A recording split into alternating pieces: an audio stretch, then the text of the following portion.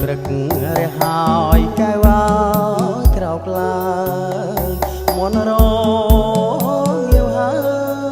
យរៀបចំមកឲ្យប្តីមានម្ហូបអាហារហើយមនុស្សស្លាបារី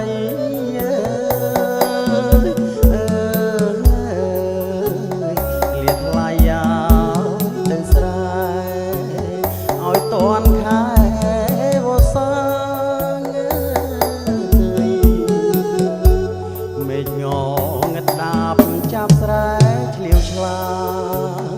សត្វក្រៀលឲ្យក្រសា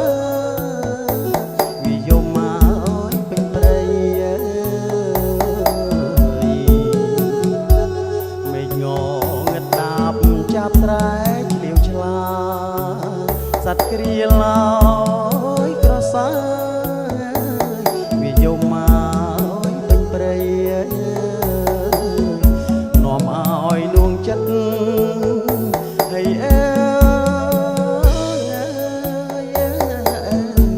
ក៏ដល់ស្រីថ្លៃ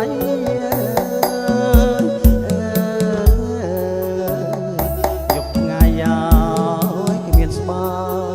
យទ្រង់សែនងូមងរងចាំសូរិយារះកមាត់ព្រៃ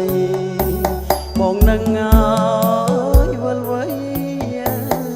ទៅជួបមកនួនល្អរងចាំសូរិយារះកមាត់ព្រៃបងនឹងឲ្យវល់វៃទៅជួបមកនួនល្អមកបានទៅដល់ហើយ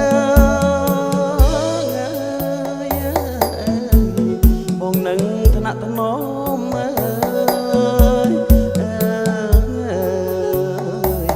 កដៃឲ្យត្រកងអបថ្លៃមិនលែង